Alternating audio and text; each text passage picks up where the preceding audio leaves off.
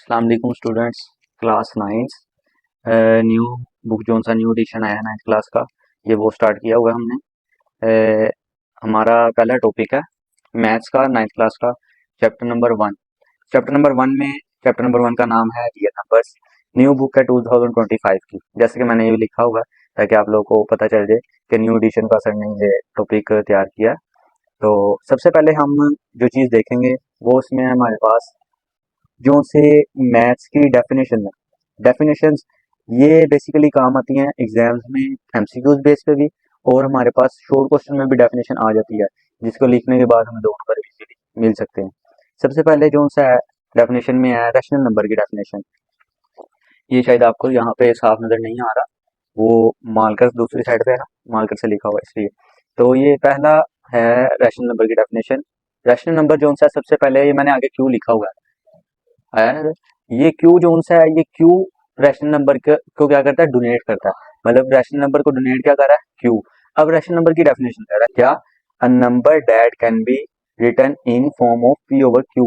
मतलब rational number जो से होते हैं वो लिखे जाते हैं पी ओवर क्यू की फॉर्म में। अब पी ओवर क्यू की फॉर्म में इससे मुराद कि पी ओवर क्यू की फॉर्म कौन सी होती है, मतलब कि बटे वाली हालत। मिसाल के तौर पे 2/5, 6/2, मतलब कोई भी बटे वाली हालत क्या कहलाती है, रैशनल नंबर। लेकिन इसके आगे हमने लिखा हुआ है क्यू नॉट इक्वल टू, ये कट लगा हुआ है इक्वल टू के ऊपर, इसको कहते हैं not equal to. Q not equal to zero, कि जो सा क्यू है मतलब बटे के नीचे वाली वैल्यू है वो क्या हो, जीरो ना हो। ठीक है, अगर जीरो होगी तो वो तो सिंगल वैल्यू, मिसाल के तौर पर मैं लिख देता हूँ इधर 2/0। तो आप इसे क्या 2/0 बटे में पढ़ेंगे, तो जीरो तो की तो कोई वैल्यू नहीं है, क्योंकि जीरो से पीछे कोई नंबर नहीं लिखा हुआ, इसकी वजह से खाली क्या होगा, 2 होगा। लेकिन अगर मैं इसके नीचे लिख दूं 2/5, तो ये क्या बन जाएगा, रैशनल नंबर बन जाएगा। अब रैशनल नंबर से पहले हमें इस चीज का भी पता होना चाहिए कि नेचुरल नंबर क्या होते हैं, होल नंबर क्या होते हैं, और इंटीजर्स नंबर क्या होते हैं। अब नेचुरल नंबर जो उनसे होते हैं वो होते हैं 1 2 3 4, 1 से लेके अप टू 100 चलते जा रहे हैं। होल नंबर जो उनसे हैं वो स्टार्ट में जीरो लगा दिया जाए, तो 0 1 2, मिसाल के तौर पे जो जीरो स्टार्ट होते हैं, ठीक है, आप कह सकते हैं जो जीरो से स्टार्ट होते हैं वो क्या कहलाते हैं, होल नंबर। और इंटीजर्स जो उससे होते हैं वो हैं जी जीरो से स्टार्ट होते हैं, 1 2 3 4 5 6 7 अब टू सुन चलते जा रहे हैं, जबकि इंटीजर्स ही जो से होते हैं वो माइनस में भी जाते हैं। आप देखते हैं माइनस में हम लोग क्या कहते हैं, अपना जो सा टेम्परेचर होता है वो हम मतलब कि कूलिंग जो सी होती है वो माइनस में हम लोग कैलकुलेशन करते हैं। मिसाल के तौर पे -5 डिग्री सेंटीग्रेड, जीरो पे बर्फ बनना शुरू हो जाती है, तो उससे पीछे जाएं तो और आप लोग देखते हैं। ठीक है, तो ये चीजें आप लोग ध्यान कर सकते हैं इसके ऊपर। अब यहाँ पे मैंने लिखा हुआ है कि पी ओवर क्यू की फॉर्म कौन सी होती है, रैशनल नंबर की फॉर्म। ये मैंने नीचे एग्जांपल्स दी हुई है। उसके बाद आ जाता है रैशनल नंबर की आगे से टाइप है टर्मिनेटिंग। टर्मिनेटिंग टर्मिनेटिंग में क्या है जी, कि आप कोई ऐसी वैल्यू लें जो अपनी मतलब कि वैल्यू पे डिवाइड हो जाए। मिसाल के तौर पे बटे का मतलब क्या है कि ये चीजें आपस में क्या हो रही हैं, आपस में डिवाइड हो रही हैं। बटे का मकसद ये है कि आपस में दोनों चीजें डिवाइड हो रही हैं। अब हमने क्या किया, मैंने इसकी एग्जांपल ली कि 1/5। अब मैं 1/5 में ऊपर वाली को क्या कहते हैं, अंदर रख लिया जाता है, जबकि नीचे वाली वैल्यू को करते हैं हम बाहर रख लेते हैं। ये तो डिवीजन मेथड आपने पढ़ा ही हुआ सबने, फिर भी मैंने कहा आपको समझा दें एग्जाम्पल। अच्छा, अब हम क्या करते हैं, अंदर है छोटी वैल्यू और बाहर का है बड़ी वैल्यू। हमें टीचर ने बताया जी कि आप लगाएंगे ऊपर जीरो, जीरो लगाने के बाद आप क्या करते हैं जी, जीरो लगा के आगे पॉइंट लगा लें, तो आप नीचे जीरो जितने मर्जी ले सकते हैं। अभी मैंने एक जीरो लगा दिया वन के साथ। अब 5 2 10, मतलब नीचे जीरो आ गया। अब यहाँ पे मैंने 5 लगाया, ये मेरे से मिस्टेक हो गई, ये खाली 0.2, 0.2 क्या हुआ, इसका आंसर आ गया। मतलब ऐसी वैल्यू जो सी इक्वली मतलब डिवाइड होके नीचे उसका जो सा रिमाइंडर होता है वो क्या आ जाए, जीरो आ जाए, तो वो क्या कहलाएगा, टर्मिनेटिंग। जबकि नॉट टर्मिनेटिंग में हम देखें ऐसी वैल्यू, कोई भी ऐसी वैल्यू जिसको हम आपस में डिवाइड करवाएं तो वो चलती जाए, मतलब कि रुके ही ना। अब इसकी एग्जांपल मैंने कैसे ली है, 1/9। 1/9 को हम देखें अगर, यहाँ पे मैं करता हूँ 1/9, इसका 1 मैंने अंदर रख लिया और 9 बाहर ले लिया। अब जीरो लगा के पॉइंट लगा लिया आगे जीरो के, और जीरो नीचे जीरो ले लिया वन के साथ, ये 10 बन गया। तो 9 1 9, फिर हमारे पास क्या बचेगा, और 1 बचा।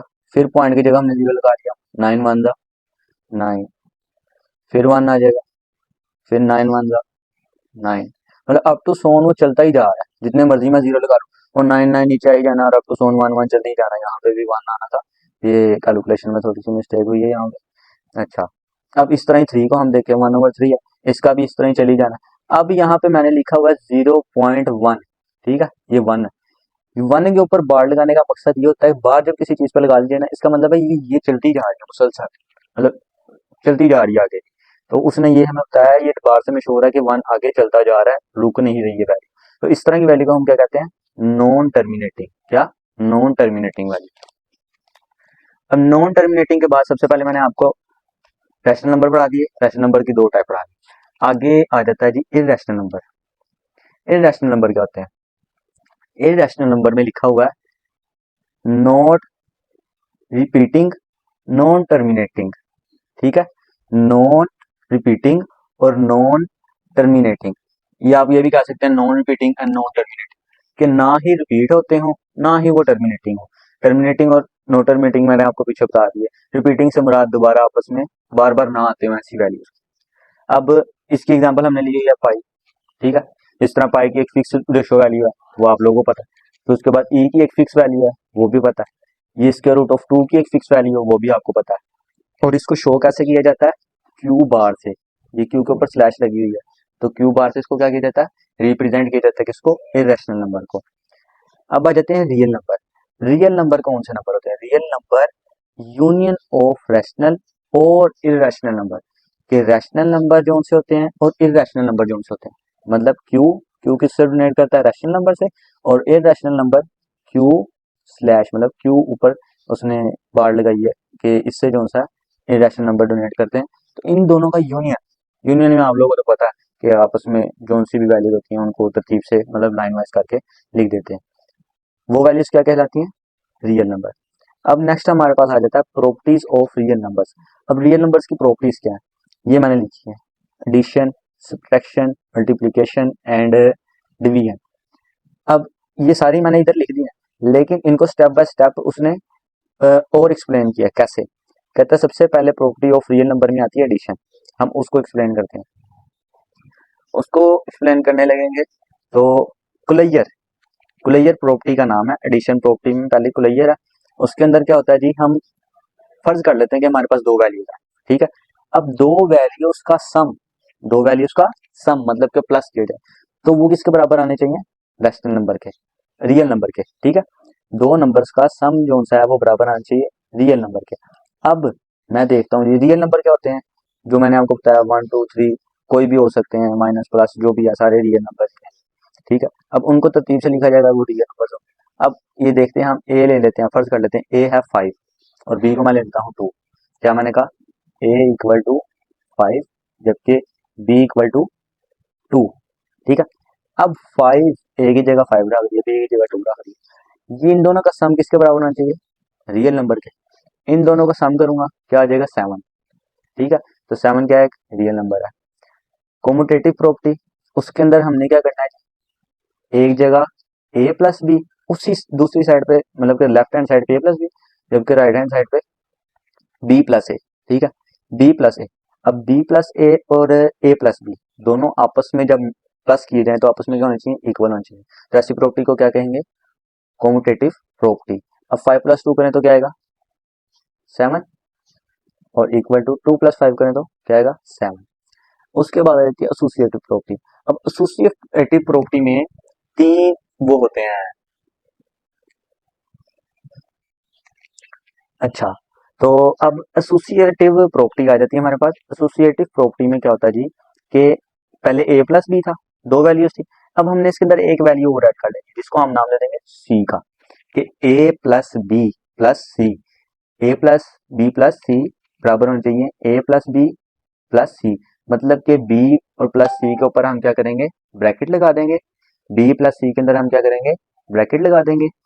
और दूसरी साइड पे ए प्लस बी के ऊपर ब्रैकेट लगा देंगे। ब्रैकेट से क्या होता है कि जो सी ब्रैकेट में चीज लिखी जाती है आप लोगों को पता है, वो हम क्या करते हैं? पहले सोल्व करते हैं उसको। अब यहाँ पे मैंने लिखा ए plus bracket B plus C. अब बी प्लस सी में क्या है? बी मैंने लिखा था 2 पर फर्ज किया हुआ था। इस तरह ही हम इधर सी को भी फर्ज कर लेते हैं किसके बराबर है? 3 के। अब सी की जगह पे 3, 2 बी प्लस सी मैंने किया 2 प्लस 3 किया तो क्या बनेगा? 5। इधर प्लस 5, 5 प्लस 5 का जगह 10, ठीक है। अब यहाँ पे 5 प्लस 2 करूँ तो 7 प्लस 3, 7 में 3 ऐड करें तो 10, ये दोनों आपस में साइड इक्वल है, तो ये कौन सी प्रॉपर्टी हुई, एसोसिएटिव प्रॉपर्टी। अब इसी तरह आगे आ जाती है identity property. Identity property, identity में क्या होता है, आइडेंटिटी कहते हैं किसी, सबसे पहले तो हमें ये बताना चाहिए, आइडेंटिटी कहते हैं किसी चीज की शनाख्त। शनाख्त मतलब वो उसे जाहिर करता हो, उसकी कोई शनाख्त हो कि वो किस चीज को, आइडेंटिटी किसी चीज की साबित हो रही है। अब यहाँ पे हम लोग देखते हैं जी, कहता है ए प्लस जीरो, ठीक है, ए प्लस जीरो किसके बराबर है, ए के, जबकि जीरो प्लस ए जो सा है वो भी ए के बराबर है। मिसाल के तौर पे शनाख्त से मुराद ऐसे कि हम कोई भी चीज ले रहे हैं, ठीक है, मिसाल के तौर पे मैं कहता हूँ आपको मैं 10 रुपए देता हूँ, अब 10 रुपए दे के मैं इसमें से आपको कहता हूँ जी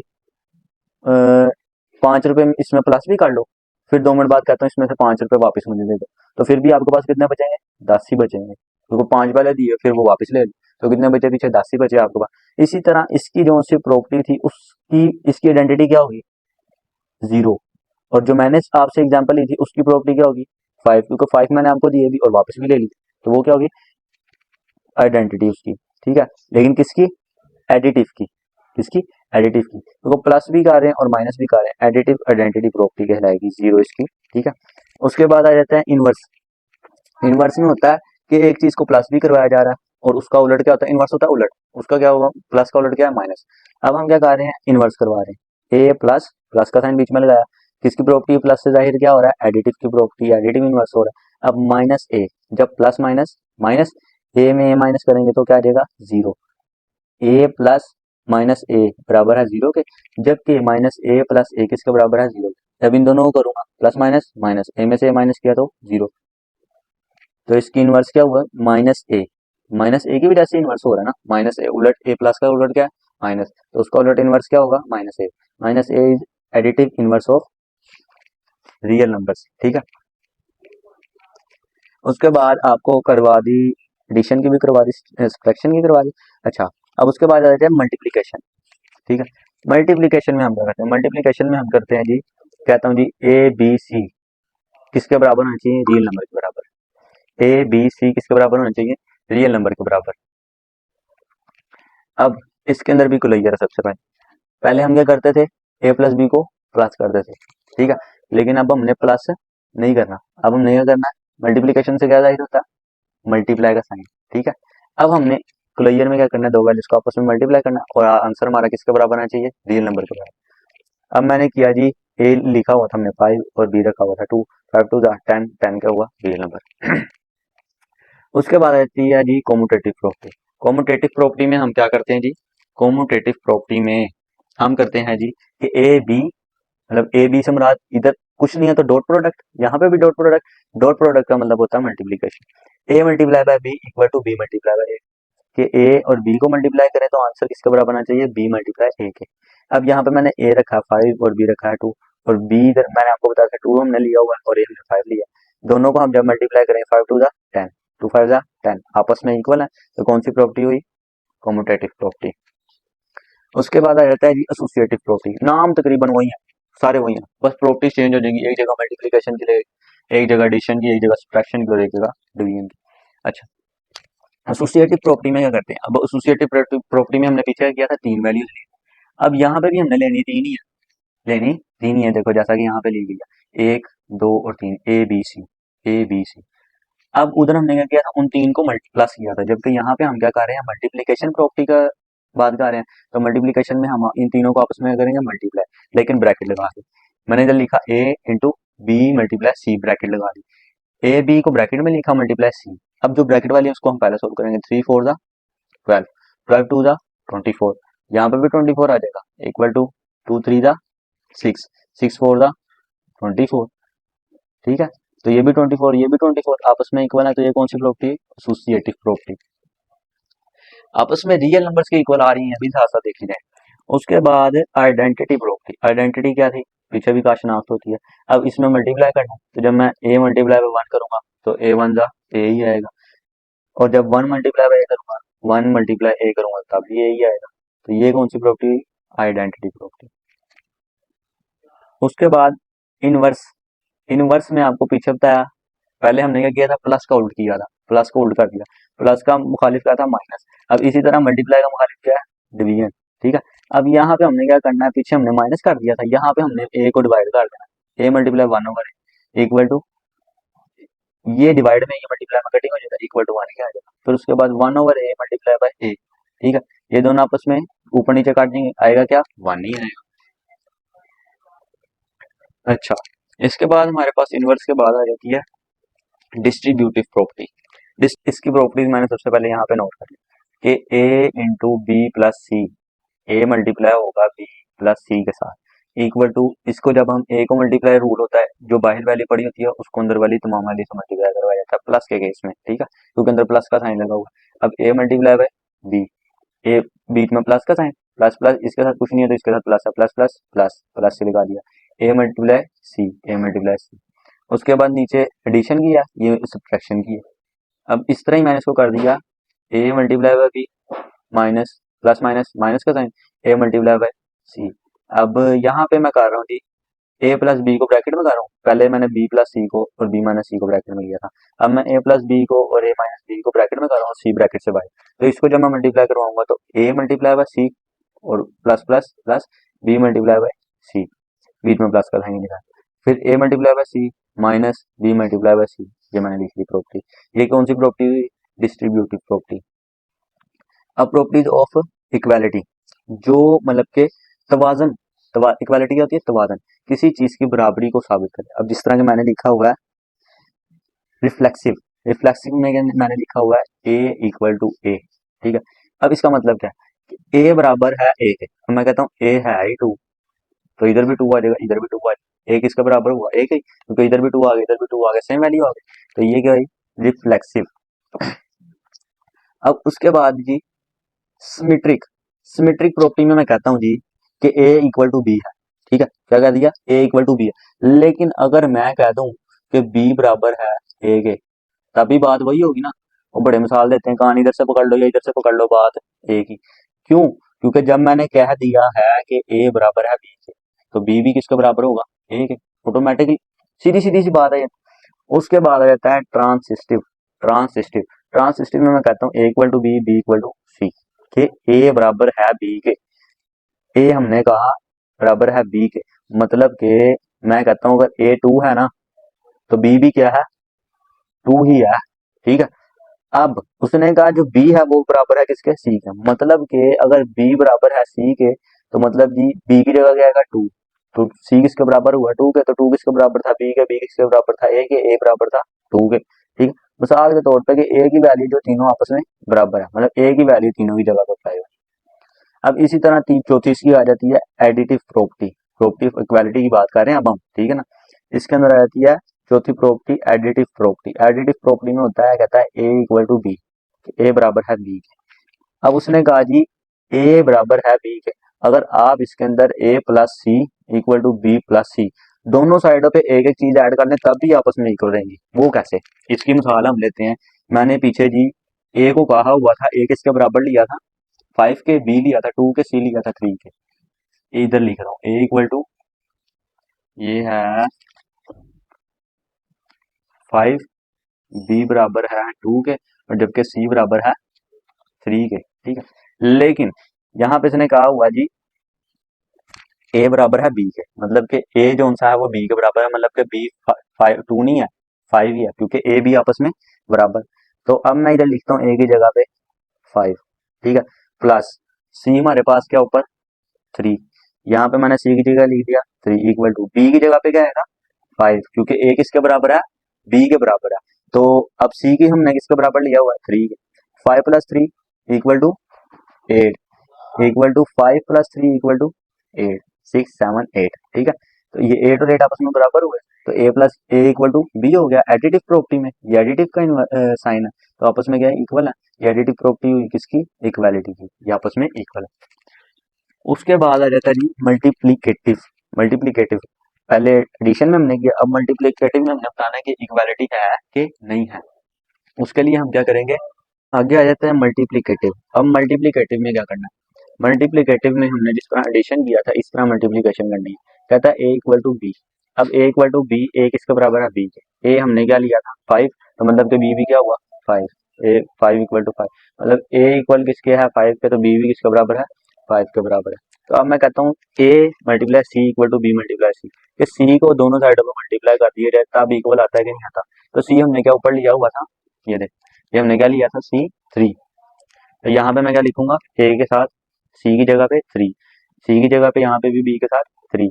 ए क्या है 5, बस बी भी क्या होगा 5। अब बी मल्टीप्लाई बाय सी और A multiply by C, 5 multiply by 3, 5 3 जा 15, यहाँ पे भी 15 आ जाएगा इक्वल टू, यहाँ पे भी क्या आ जाएगा 15 आ जाएगा।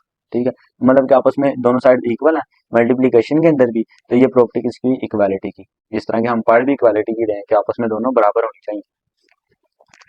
आगे आ जाता है कैंसलेशन प्रॉपर्टी, इसी के अंदर आएगा ये। कैंसलेशन प्रॉपर्टी में हम क्या करते हैं, कैंसलेशन प्रॉपर्टी में जी हम लोग क्या करते हैं, एक दूसरी चीज को आपस में कैंसिल कर देते हैं। वो कैसे होगी, वो भी कैसे होगी देखें ना।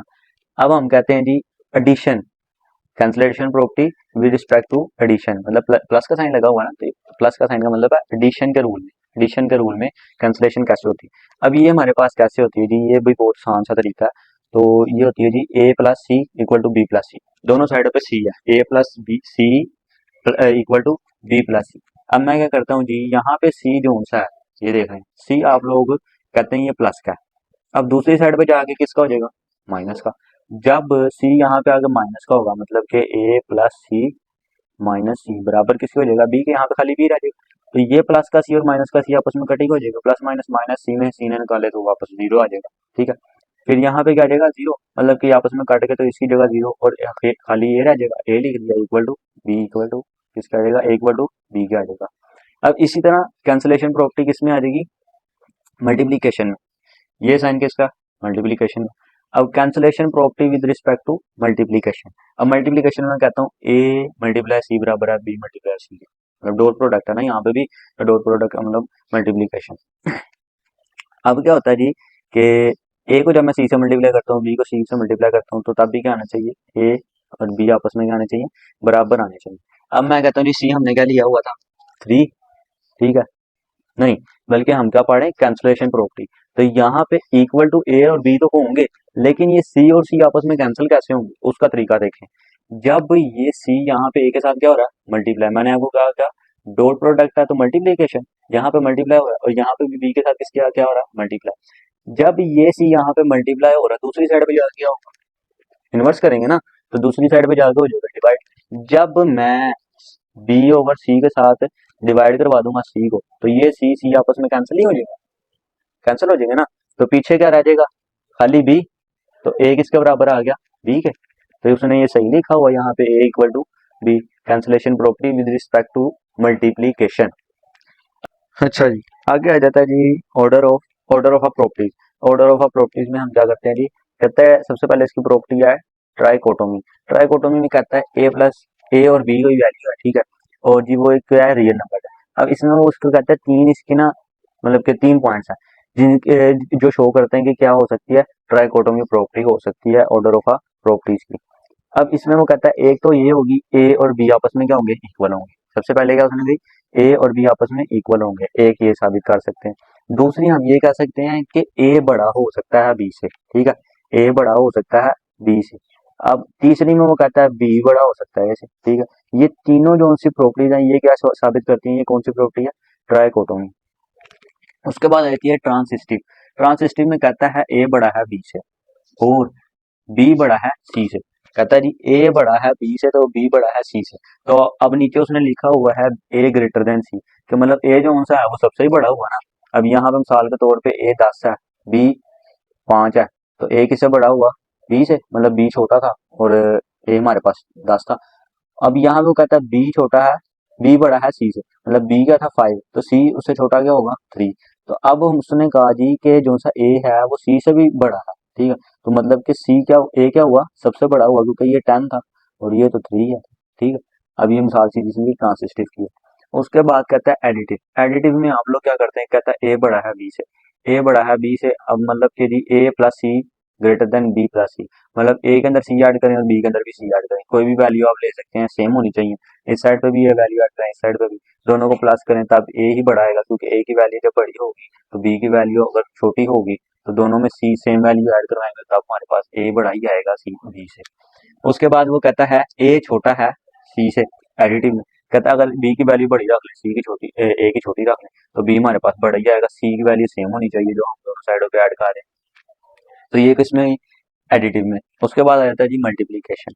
मल्टीप्लीकेटिव में आ जाती है, मल्टीप्लीकेटिव में आता है जी कि ए बड़ा है बी से, ठीक है, तो जी ए सी बड़ा होगा बी सी से, मल्टीप्लीकेटिव में ही। तो मतलब कि इफ उसने आगे दिया हुआ कि सी बड़ा होना चाहिए किससे, जीरो से, ये ना होगा माइनस में चली जाएगा, जीरो से बड़ा होना चाहिए किसमें, मल्टीप्लीकेटिव में। अगर माइनस में जाएगी तो वो उठ के शुरू हो जाएगा फिर। अब यहाँ पे सी की जगह मैं टू रखता हूँ, यहाँ पे भी टू रखता हूँ, टू टू ज़ा फोर, जबकि बी की जगह वन रखता हूँ, सी की जगह टू रखता हूँ, टू वन ज़ा टू, तो ए बड़ा ही होगा ना, क्योंकि ए जब फोर, टू टू ज़ा फोर मल्टीप्लाई करेंगे तो फोर आ जाएगा, और इधर टू वन ज़ा टू रहेगा, तो ए बड़ा हो जाएगा। अब इसी तरह दूसरे में कहता है जी ए ग्रेटर देन, ए लेस देन बी, कि ए जो सा है वो छोटा है किससे, बी से, मतलब ए सी मल्टीपल बड़ा है जी, छोटा है किससे, बी सी से। अब सी की जगह पे सेम वैल्यू रखनी है, जब मल्टीप्लाई करवाएंगे तो ए की वैल्यू हमारे पास क्या आएगी, छोटी आएगी, और बी की बड़ी वैल्यू आएगी, लेकिन शर्त क्या है कि सी जो सा है वो जीरो से बड़ा होना चाहिए, जीरो से छोटी वैल्यू नहीं होनी चाहिए। अब इसी तरह वो कहता है जी ए बड़ा है किससे, बी से। अब यहाँ पे आगे केस आपने देख लेना, यहाँ पे कहता है ए बड़ा है किससे, बी से, ए सी ग्रेटर देन बी सी। क्या हुआ यहाँ पे, हालांकि उसने बी ए बड़ा कहा था, लेकिन जब उसने आगे वाली कंडीशन ही भी मैंने आपको बताई, इसने जब मल्टीप्लाई करना है तो क्या होना है जी, बी सी बड़ा हो जाना। किस तरह हो जाना, इधर उसने कंडीशन लगाई है इफ कंडीशन, उसने कहा है जी अगर आपका सी छोटा होना चाहिए, क्या होना चाहिए, आपका सी छोटा होना चाहिए किससे, जीरो से। तो जीरो से छोटी वैल्यू कौन सी होती है, माइनस की। माइनस में क्या होगा, वन टू थ्री फोर, मतलब माइनस में कोई भी वैल्यू आप लिख सकते हैं। जब माइनस की वैल्यू लिखेंगे तो माइनस माइनस प्लस हो जाता है, तो आपस में वो दोनों वैल्यू मल्टीप्लाई होकर हो जाएगी, बड़ी हो जाएगी दूसरी साइड, मतलब कि दूसरी साइड मतलब ए सी छोटा हो जाएगा, बी सी बड़ा हो जाएगा। अब इसी तरह वो कहता है ए छोटा है किससे, बी से। जब हम इन दोनों को आपस में मल्टीप्लाई करवाएंगे ना, यहाँ पे मेरे से गलती हो गई, यहाँ पे ये वाला साइन लग रहा है, ए सी बड़ा होगा किससे, बी सी से, ठीक है, क्योंकि जब मल्टीप्लिकेशन का साइन है, मल्टी माइनस माइनस आपस में प्लस हो जाएंगे, मल्टीप्लाई करेंगे तो तब ए सी बड़ा हो जाएगा, मतलब मुखालिफ वाली साइड बड़ी हो जाएगी, दूसरी छोटी हो जाएगी। अब इस तरह ये मल्टीप्लिकेटिव की थी। अब इस तरह आ जाती है डिवीजन की। डिवीजन में हम क्या करते हैं, ए लेस देन बी, कि ए क्या है, छोटा है किससे, बी से। जब मैं, और आगे उसने लिखा हुआ है ए लेस देन, ए ओवर सी लेस देन बी ओवर सी, कि जब ए ओवर सी, ए को डिवाइड करेंगे सी से और बी को भी डिवाइड करेंगे सी से, तो ए ही बड़ा होगा, सी बड़ा नहीं होगा, लेकिन शर्त क्या होनी चाहिए, सी किससे बड़ा होना चाहिए, जीरो से। अब इस तरह ही वो उसका कहता है जी कि जी ए छोटा है बी से, तो ए ओवर सी बड़ा है, मतलब कि सी ओवर बी ओवर सी क्या है, छोटा है। अब इसमें उसमें उल्टा क्यों हुआ काम, क्यों, क्योंकि यहाँ पे फिर वही शर्त जो सी पीछे आपने मल्टीप्लिकेटिव में पढ़ी, कि ये देखें सी छोटा होना चाहिए किससे, जीरो से छोटा होगा तो माइनस में वैल्यू चली जाएगी, और माइनस में वैल्यू जाएगी तो आपस में उल्टा हो जाएगा काम, ये वाली बड़ी हो जाएगी और ये वाली छोटी हो जाएगी। अब इसका एंड वाला पॉइंट रह गया, ये है कि रेसिप्रोकल। रेसिप्रोकल में क्या होता है, उलट हो जाएगा, मतलब कि ए ओवर, ए अगर छोटा है बी से, तो यहाँ पे उसका रेसिप्रोकल क्या होगा, उलट हो जाएगा, मतलब बटे में वैल्यू चली जाएगी, वन ओवर। ठीक है, रेसिप्रोकल होता है, तो टू लिखा ना तो इसका रेसिप्रोकल नहीं है तो वन ओवर टू हो जाएगा, ठीक है। अब यहाँ पे वन ओवर ए रेसिप्रोकल में चला गया, और ये बी था तो वन ओवर बी हो गया, ठीक है। अब इसी तरह ए बड़ा है किससे, बी से, तो इसका रेसिप्रोकल लेंगे तो वन ओवर ए खालिफ सिंध में चला जाएगा, क्योंकि ये बड़ा हो जाएगी वैल्यू, ठीक है, वन ओवर बी। ये होगी डेफिनेशन। हम स्टार्ट करने लगे हैं एक्सरसाइज नंबर 1.1। 1.1 एक्सरसाइज स्टार्ट करने से पहले जिन बच्चों ने अभी तक चैनल को सब्सक्राइब नहीं किया, तो वो सबसे पहले चैनल को सब्सक्राइब कर लें ताकि हम आगे काम स्टार्ट कर सकें। आगे क्वेश्चन नंबर 1 है एक्सरसाइज नंबर 1.1 का। इसमें वो कहता है identify each of the following as a rational और इरेशनल नंबर, कि आपने हमें ये बताना है, आपको वैल्यू दी गई है, आपने ये बताना है कि रैशनल है कि इरेशनल वैल्यू है। अब सबसे पहले क्वेश्चन में आपके सामने लिखा हुआ है वैल्यू, पॉइंट में वैल्यू है, चलती जा रही है, इसका मतलब ये क्या है, रैशनल। उसके बाद 0.6 है, वो 0.6 के ऊपर बार लगी हुई है, इसका मतलब ये भी वैल्यू चलती जा रही है मुसलसल। आपने पीछे डेफिनेशन मैंने आपको पढ़ाई, उसके अंदर भी बताया कि जो उनसे मुसलसल चल रही हैं वो होती हैं रैशनल। अब इधर जो सी है ये तीसरे क्वेश्चन में है 2.236067, मतलब 7 पे आके वैल्यू खत्म हो गई, आगे नहीं जा रही, तो ये क्या हुई, इरेशनल। अब उसके अलावा स्क्वायर रूट में 7 है, मतलब स्क्वायर रूट 7 की बटे में वैल्यू है, तो स्क्वायर रूट की वैल्यू होती है 1/2। जब 1/2 इसका स्क्वायर रूट लेंगे 7 का, तब भी वैल्यू जल्दी रुक जाएगी, कोई ना कोई फिक्स वैल्यू आएगी, वो क्या होगी, इरेशनल। इस तरह ई की कैलकुलेटर पे आपको वैल्यू बताई थी, वो भी क्या है, इरेशनल। अब पाई की वैल्यू भी एक स्पेसिफिक वैल्यू है, वो भी क्या होगी, इरेशनल। इन दोनों का आप सम करेंगे, ये लिखा हुआ है इरेशनल। मतलब आपको डेफिनेशन पढ़ा दी थी पीछे, तो डेफिनेशन पढ़ाने का मेन मकसद ये था कि आप लोगों को इजीली आप लोग आइडेंटिफाई कर सकें कि रैशनल कौन सी है और इरेशनल कौन सी है। इस तरह क्वेश्चन नंबर 8 में इरेशनल है, इन दोनों का सम जब करेंगे और स्क्वायर रूट आपस में स्क्वायर हो जाएगा और कैंसिल हो जाएगा, इन दोनों का प्लस कोई इरेशनल वैल्यू है। इस तरह ये 15/4 है, जब इसको डिवाइड करेंगे, ठीक है, तो हमारे पास के कोई ना कोई रैशनल वैल्यू आएगी, मतलब कि चलती जा रही होगी। और ये आप लोगों ने पढ़ा हुआ है, क्वेश्चन नंबर 10 है 2 minus square root of 2 and 2 plus square root of 2। एक आपने फार्मूला पढ़ा हुआ है, ए का स्क्वायर माइनस बी का स्क्वायर बराबर होता है ए plus b into a minus b, ठीक है। तो इसी फार्मूले के मुताबिक ये एक बारी प्लस में एक बारी माइनस में, वैल्यू आगे पीछे हो जाए कोई मसला नहीं।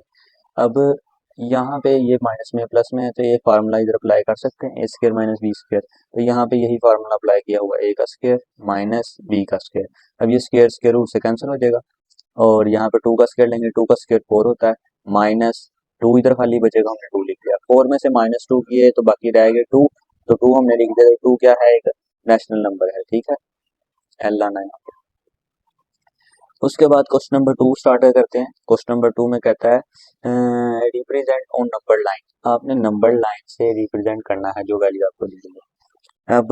अब यहाँ पे आपने नंबर लाइन से इसको रिप्रेजेंट कैसे करना है, आपको दी गया है square root of 2, square root of 2 को कैलकुलेटर पे आप करें, आपको पता है 1.414, ठीक है।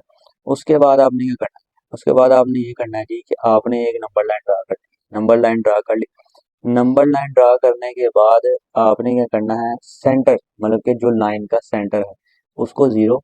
अब राइट साइड पे जितनी लाइन जा रही है वो क्या है, प्लस वैल्यू उसमें जा रही है, मतलब कि पॉजिटिव 1 2 3 4 5 अप टू 7। और इसी तरह जो सी लेफ्ट साइड है, ये राइट साइड थी, ये लेफ्ट साइड है, लेफ्ट साइड पे जो सी वैल्यूज जा रही है वो है -1 -2 -3, ठीक है। अब आपने क्या करना है जी, आपने फाइंड करना है 1.4 लाइन पे कहाँ शो होगा। इसके लिए हमने क्या करना है जी, हमने सबसे पहले क्या, इसको 0 से लेकर 1 तक एक आर्क ड्रा करनी है, ठीक है। आर्क ड्रा करने के बाद ये तो 1 तक होगी हमारे पास, ये 1 था ना, 1 हमने कर लिया, आगे 0.41 है। अब हमने आगे पॉइंट और शो करने हैं, वो कैसे होंगे, तो उसके लिए हमने क्या करना है जी, हमने सबसे पहले एक यहाँ 0 से 1 तक तो हमने आर्क ड्रा कर ली, मतलब ये 1 था, ये 1 तक हमने कर लिया। इससे आगे हमने जो चीज 0 से लेकर 1 तक आर्क ड्रा किया, उसके साथ इन दोनों को आपस में क्या कर देना है, मिला देना है। इन दोनों को आपस में कंबाइन करेंगे, तो सबसे पहले हम एक पकड़ेंगे डी। अब यहाँ पे अगर हम देखें तो 4 अगर हम निकालना चाहें तो उससे भी आसान तरीके से निकाल सकते हैं, कैसे। अब आप लोग देखते हैं कि दो रकमों के दरमियान में कितना फासला होता है, 10 मतलब पॉइंट्स होते हैं, 10 पॉइंट्स, मतलब किस तरह 1 2 3 4 5, ठीक है, फिर 6 7 8 9 और अगला 10 होता है। तो ये 10 वाली है, तो हमने यहाँ पे जाना 4 पे, तो यहाँ पे 4 का पे हम भी निकाल सकते हैं, 1 2 3 4, ये 4 है, इसको हमने थोड़ा सा बोल्ड कर देना है, ठीक है। अब यहाँ पे हम एक और इसके साथ इस तरह आग ड्रा कर देंगे। आग ड्रा करने के बाद आपने इसके ऊपर पलकार खोलनी है, मतलब जितनी आपने ये लाइन यहाँ से लेके यहाँ तक पलकार लगा के जितनी कंपास खुलती है वो खोलने के बाद एक निशान यहाँ पे इस तरह लगेगा, ठीक है, और एक यहाँ से ही रख के आपने इसके ऊपर इस तरह ड्रा कर देना है, ठीक है। तो ये आप लोग की लाइन ड्रा हो जाएगी। मतलब ये ज्यादा सवाल आते नहीं है, लेकिन आ भी जाए तो मैंने कहा फिर भी आप लोग को समझ लग जानी चाहिए। उसके बाद क्वेश्चन नंबर टू में स्क्वायर रूट ऑफ 3। अब स्क्वायर रूट ऑफ 3 आप लोग कैलकुलेट करोगे तो 1.732 आ जाएगा, 1.732। अब इसको भी ऐसे ही करना है, आर्क ड्रा कर ली, एक लाइन ड्रा हमने कर ली, उसके बाद 1 से लेकर 1 तक जाना है, 1 तक हम चले गए। आपने एक लाइन ड्रा कर ली, लाइन ड्रा करने के बाद आप लोगों ने क्या करना है, 1 इसका स्क्वायर रूट ऑफ 3 का तो आपने कैलकुलेटर पे आंसर निकाला तो 1.732 आया। अब आपने 1 तक तो आपको पता है कि 1 तक हमने जाने जाना, आगे क्या है 7, उसको निकालने के लिए सेम पीछे जिस तरह आपको करवाया, जिस तरह आपको मैंने ये करवाया, ठीक है, इस तरह ही आपने मतलब पेंसिल से निशान लगा के तो 7 तक की भी एक आर्क इस तरह ही ड्रा कर लेनी है कि 7 कहाँ पे आएगा। 7 तक की आर्क ड्रा कर ली, फिर उसके बाद यहाँ से लेके यहाँ तक की पलकार खोल के यहाँ पे एक आर्क लगाएंगे, फिर यहाँ से लेके यहाँ पे एक आर्क लगाएंगे। आर्क लगाने के बाद आपने क्या करना है, आपने एक 90 डिग्री की, 90 डिग्री क्या होती है, सीधी बिल्कुल लाइन जा रही है, वो सीधी लाइन ड्रा करनी है। और एक जोन सी आपके .7 पे जोन सी जा रही है ना, उसके साथ उसके साथ इस 90 को क्या करना है, मैच करना है। मैच करने के बाद जितनी आपने लाइन यहाँ से ड्रा की है उतनी पलकार खोल के यहाँ से भी आपने एक आर्क ड्रा कर देनी है, और एक आर्क यहाँ पे रख के यहाँ से ड्रा कर देनी, जैसे कि लगाई हुई है। अभी है बटे वाली वैल्यू 4 × 1/3। अब इसका भी इजी सा तरीका कैसे कि आपने सबसे पहले 4 तक जाना है, ये इस इनसे भी आसान है। इसके अंदर तो आपने ये आग लगाई है ना, इसके ऊपर आग नहीं लगानी, सिर्फ पॉइंट फाइंड करना है तीसरे में। अच्छा, अब ये 4 वाला कौन सा है, 4 वाले में आपने 1 2 3 4 पॉइंट तक चले गए, ये 4 तो हमारा खत्म हो गया। अब आगे है 1/4, 1/3। 1/3 को कैसे फाइंड करेंगे, जिस तरह पहले सवाल में लाइन ड्रा की 1 2 3, तो 1/3, 1 से भी छोटी वैल्यू 1/3, तो हमने वहां पे रख के थोड़ी सी आग ड्रा कर देनी है कि ये हो। ये आप काम अंदाजे से भी कर सकते हैं, ये मुश्किल नहीं है इतना, और ना इतना ये ज़्यादा आपको बोर्ड में इस तरह के सवाल मिलते हैं। उसके अलावा यहाँ पे है -2/2 × 1/7। अब 2 × 1/7 को हल करने के लिए सबसे पहले एक आपने लाइन मार्क ड्रा कर ली। लाइन ड्रा करने के बाद मैंने क्या कहा था, राइट साइड पे जितने होंगे पॉजिटिव होंगे, और लेफ्ट साइड पे जितने होंगे वो क्या होंगे, नेगेटिव होंगे।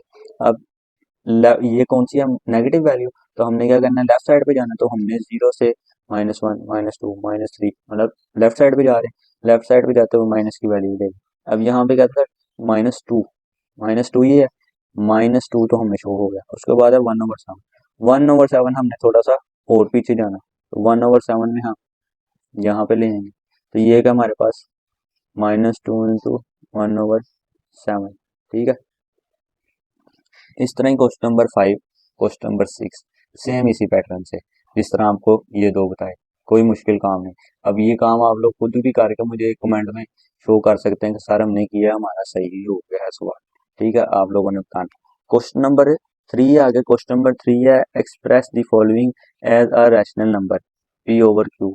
आप लोगों को वैल्यू दे दी गई, आपने उसको रैशनल नंबर में लिखना है, रैशनल नंबर में लिख के बताना है कि रैशनल नंबर कौन से होते हैं। आपको बताया गया था रैशनल नंबर वो होते हैं जो उनसे P/Q की फॉर्म में लिखे जाएं, जैसा कि इसने सवाल में भी बताया होगा कि P/Q की फॉर्म में आप लोगों ने लिखना है।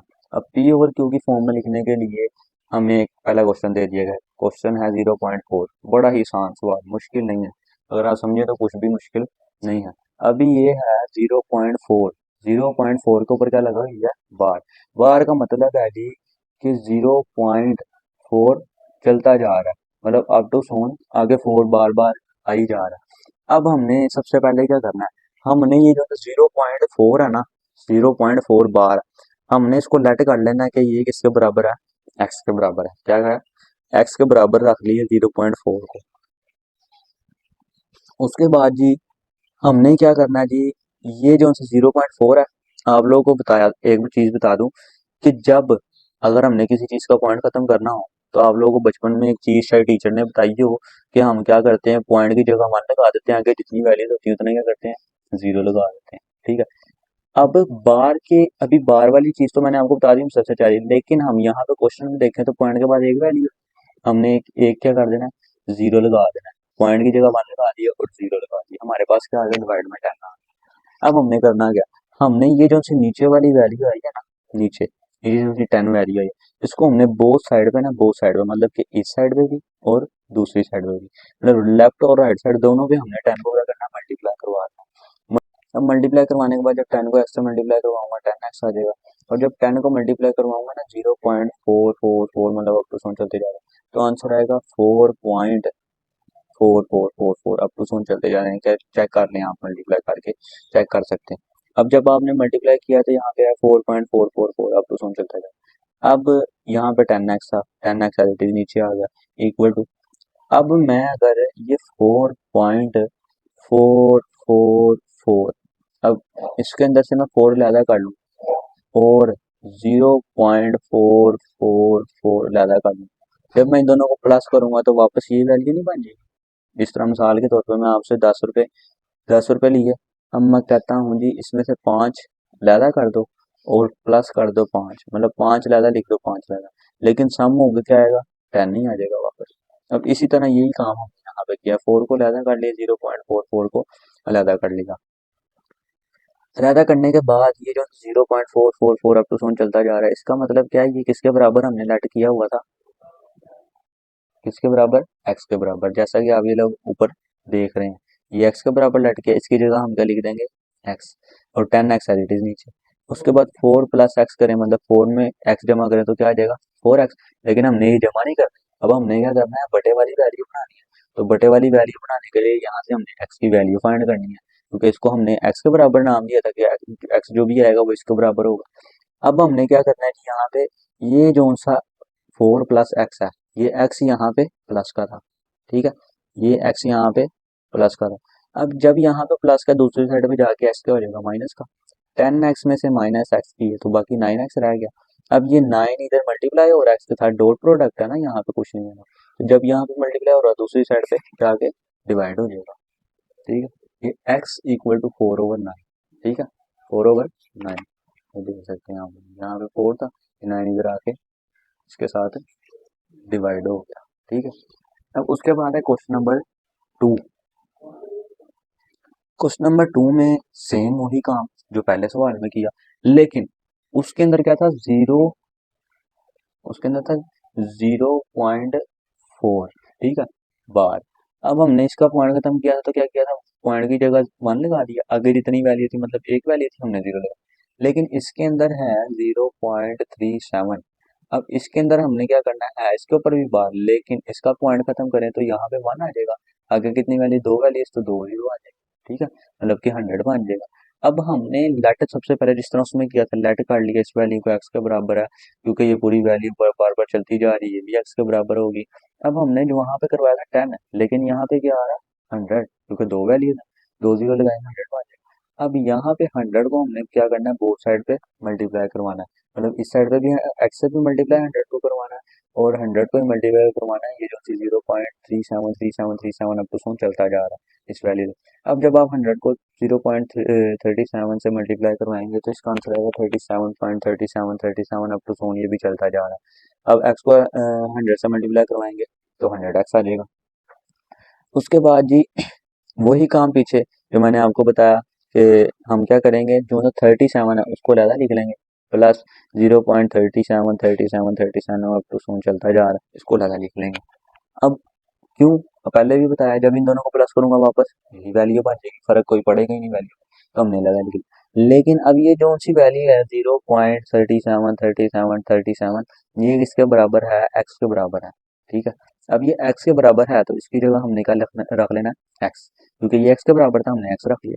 अब ये एक्स इधर क्या हो रहा है, 37 के साथ प्लस हो रहा है, दूसरी साइड पे जाके माइनस 99 एक्स, ठीक है, 99 एक्स आ गया। अब यहाँ पे जो से 99 है, ये इधर मल्टीप्लाई तो दूसरी साइड पे जाके 37 के साथ डिवाइड हो जाएगा, यही हमारा आंसर है, ये देखिए मैंने लिखा हुआ।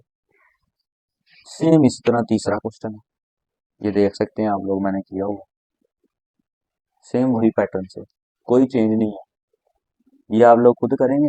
यहाँ से देख सकते हैं कि सर ने कोई चेंजिंग तो नहीं की, लेकिन पहले खुद करें इसे, फिर ठीक है, खुद करके चेक करें कि आज सही आ रहा है हमारा आंसर, इस तरह ही होना है, ठीक है।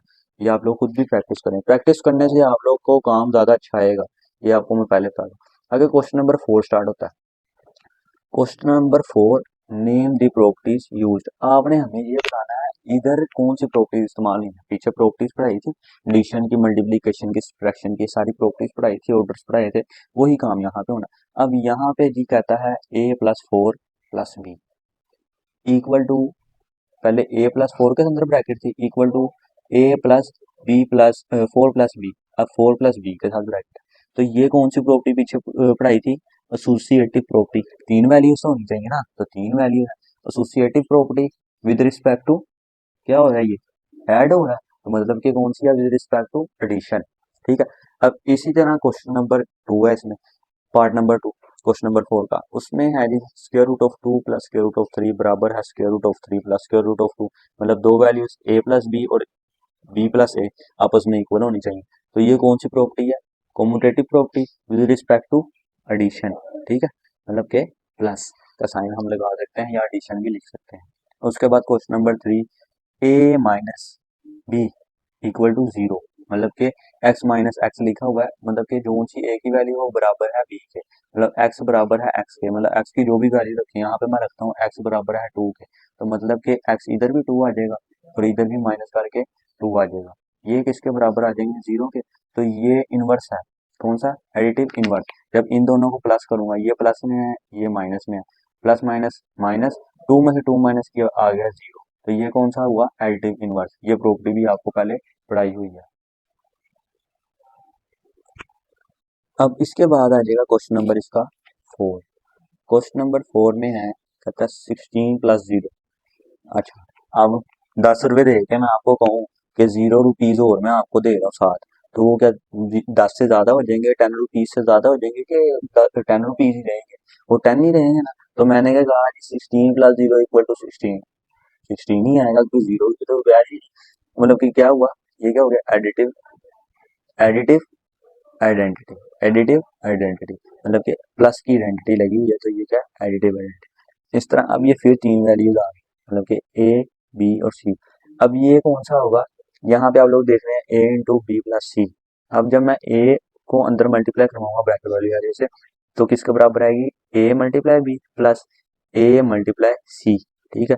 तो ये कौन सी होगी, लेफ्ट डिस्ट्रीब्यूटिव, लेफ्ट डिस्ट्रीब्यूटिव इसकी प्रॉपर्टी होगी है।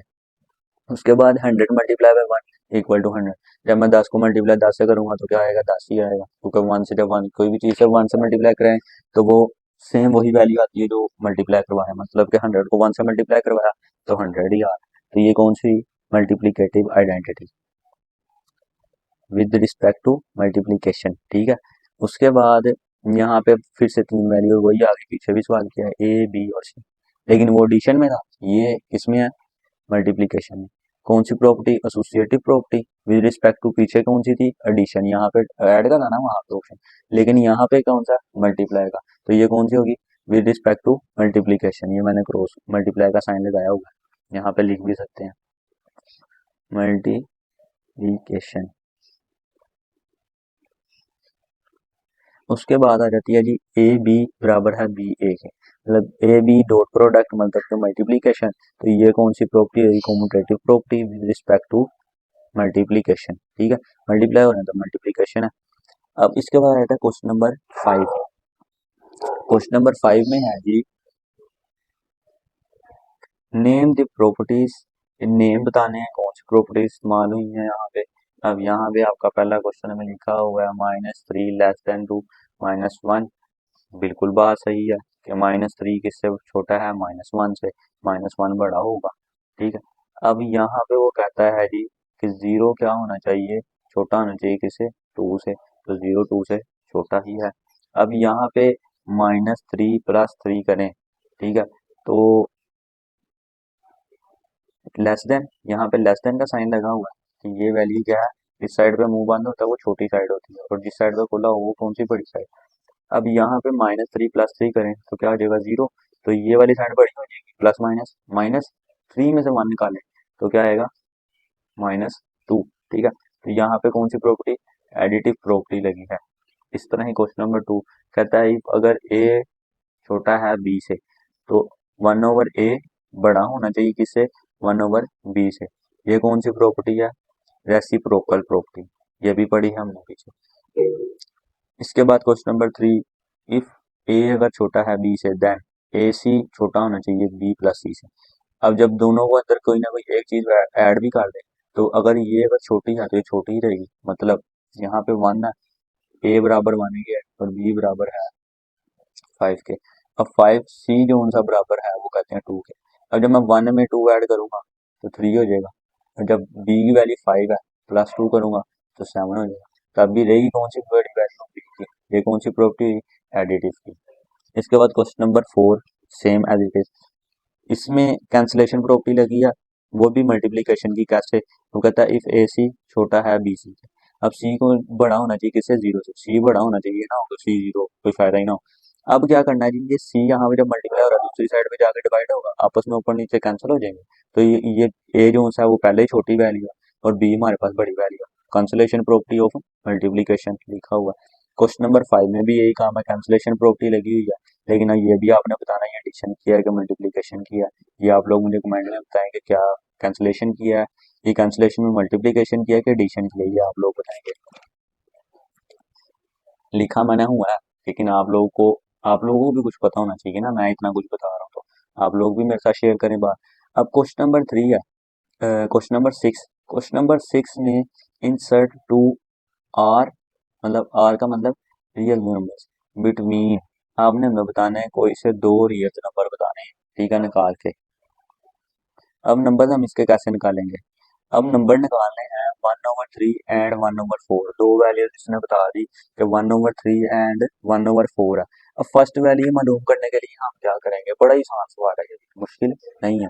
अब इसमें हम करेंगे जी 1/3 प्लस 1/4, ये जो सी दोनों वैल्यूज है ना, इन दोनों वैल्यूज को हम आपस में क्या करेंगे, प्लस कर देंगे।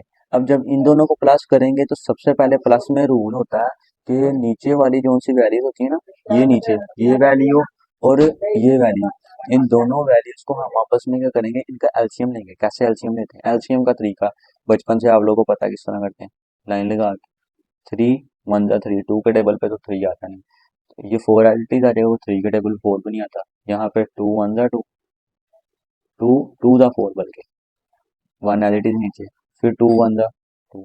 अब जब एलसीएम जो आएगा ना, उसको तीनों एलसीएम को आपस में हमने क्या करना है, मल्टीप्लाई करना है। 2 2 जा 4 और 4 3 जा 12, वो एलसीएम आता है, हम उसको बोथ साइड पे क्या करते हैं, मल्टीप्लाई करते हैं, मतलब जो सी दोनों वैल्यू उनके साथ मल्टीप्लाई करवाएंगे। कैसे, ये भी देख लेंगे।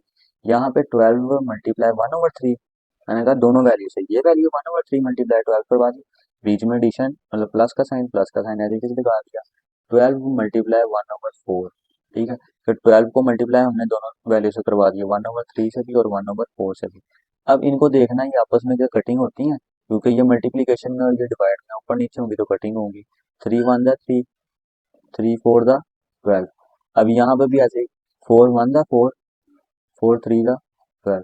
यहाँ पे अब जब 4 को 1 से मल्टीप्लाई कराएंगे 4 ही आ जाएगा, और जब ये 3 को 1 से मल्टीप्लाई करवाएंगे तो 3 आ जाएगा। 3 + 4 करें तो 7, और नीचे डिवाइड में वही लिखना है जो हमारे पास एलसीएम आया होगा 12, 12 हमने नीचे लिख दिया। अब इसका हमने दो वैल्यूज बतानी है रैशनल की, रैशनल की टू वैल्यूज अभी हम निकाल कौन सी रहे हैं, फर्स्ट वाली वैल्यू निकाल रहे हैं। तो फर्स्ट वाली वैल्यू निकालने के लिए हम क्या करेंगे, इसकी जो सी हमारे पास वैल्यू आई है ना 7/12, दोनों को प्लस किया 7 आ गया, नीचे 12 हमने एलसीएम वाला लिख दिया। इसकी दरमियान वाली वैल्यू हमने फाइंड करनी है, मतलब पहली वैल्यू को फाइंड करेंगे तो हम क्या करेंगे, इसका आधा निकालने के लिए 1/2 से मल्टीप्लाई कर देंगे। हम लिखते नहीं है ये आधी है, मतलब तो 500 ग्राम जिस तरह हम लिख देते हैं, इस तरह आधी वैल्यू फाइंड करने के लिए 1/2 से इसको जब मल्टीप्लाई करेंगे तो हमारे पास ये 7 1 जा 7 ही आ गया, और 12 2 जा 24, ये पहली हमारे पास वैल्यू है, ये फर्स्ट वैल्यू। अब इस तरह इसने कहा था दो निकालनी है, सेकंड वाली निकालनी है। अब ये दूसरी है सेकंड वाली कैसे निकालेंगे, ये जो सी हमारे पास फर्स्ट वैल्यू आई है ना 7/24, इसको लिख लिया हमने।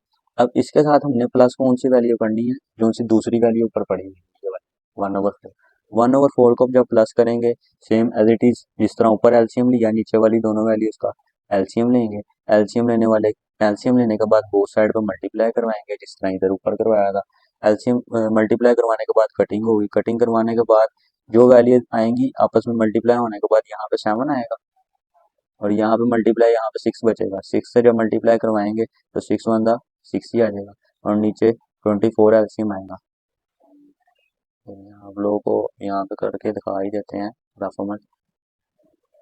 2 1 जा 2, 2 2 जा 4, 2 6 जा 12, 2 1 जा 2, 2 3 जा 6, 2 1 जा 2, 3 1 जा 3, 1 एज इट इज नीचे आ जाएगा।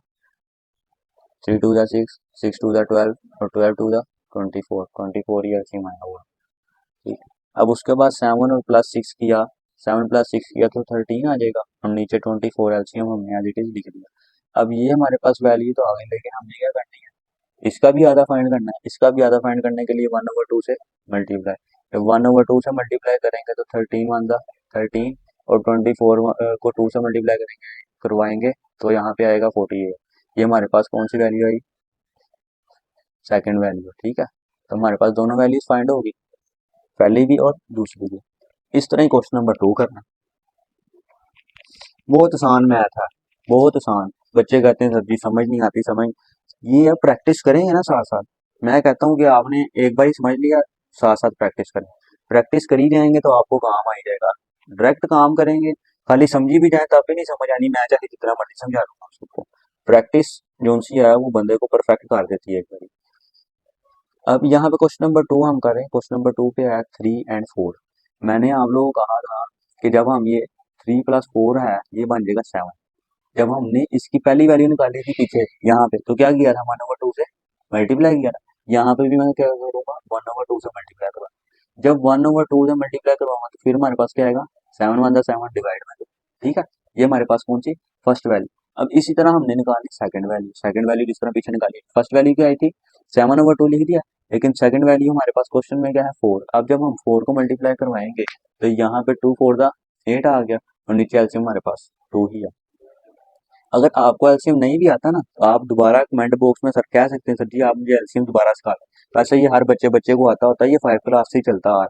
अब ये 7 + 8 क्या 15 आ गया, डिवाइड में 2 हमने लिख लिया। अब इसका भी हाफ निकालने के लिए 1/2 से मल्टीप्लाई, हमारे पास क्या आएगा, 15 1 दा 15, 2 2 दा 4। ये हमारे पास सेकंड वैल्यू भी आ गई।